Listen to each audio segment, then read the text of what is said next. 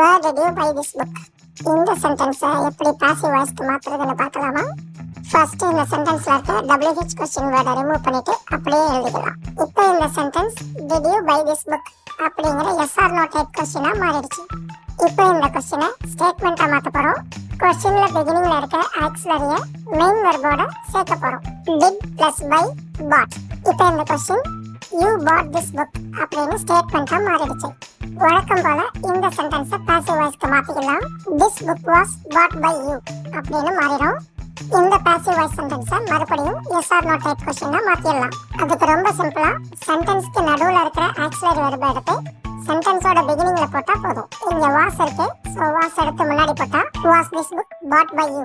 இப்போ நம்ம பிகினிங்ல ரிமூவ் பண்ண WH கொஸ்டினை மறுபடியும் சென்டென்ஸோட பிகினிங்ல ஆட் பண்ணிட்டோம்னா நமக்கு தேவையான பாசிவ் வாய்ஸ் கிடைச்சிடும்.